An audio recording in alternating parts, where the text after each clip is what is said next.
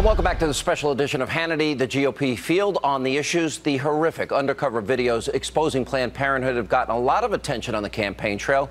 Here with reaction, we have the vice president of WPA Research, Lisa Booth, also Hi, Fox Sean. News. Also, thank you. Thanks also Fox News contributor Leslie Marshall and political reporter for Breitbart News, Michelle Fields. You know, one thing that's interesting, Michelle, is we can't seem to get Republican candidates and Republican elected officials to take a simple stand. Continue to fund women's health issues, but not Planned Parenthood. That seems like a winnable issue to me.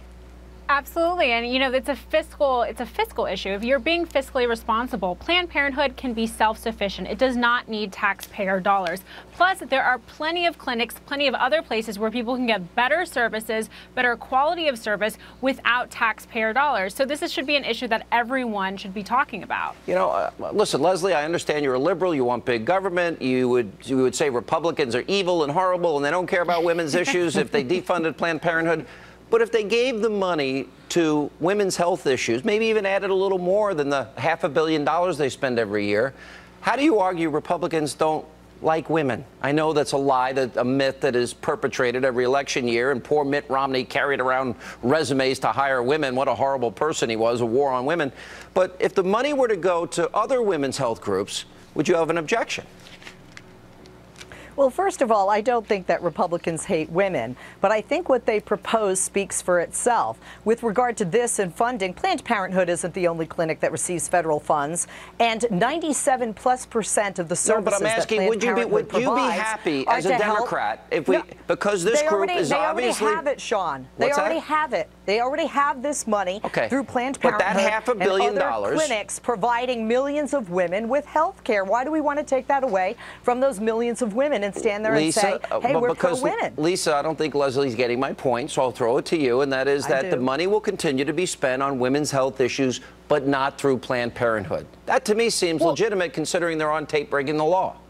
Well, exactly, Sean. And look, if Democrats actually cared about women's health care, they would want this money to go to community health centers across the country that provide better services than Planned Parenthood does, like mammograms and things like that. The reality is Planned Parenthood doesn't provide mammograms, even though they have lied for years about that.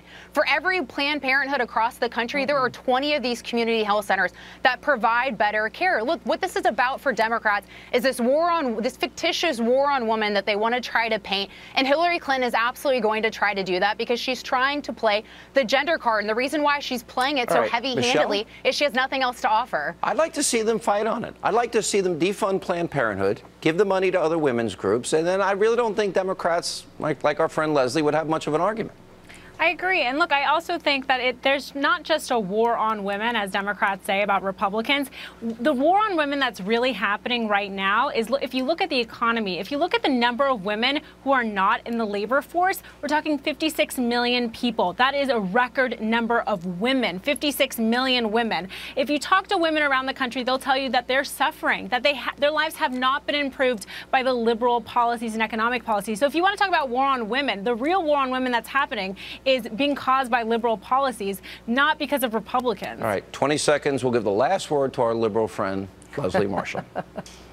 Well, if you guys are all so great with women, how come you haven't had women's support in a vote since 1988? And how come the #1 person, highest in the polls on the GOP side, Donald Trump, actually made a disparaging remark about the only woman running for office on that panel? Listen, I got to give it to you. He's no Bill Clinton when it comes to women. I agree. Well, and Sean, the war on women attacks. Oh, ouch. All right, we got to roll. Thank you all. Coming up, more Hannity right after this quick break.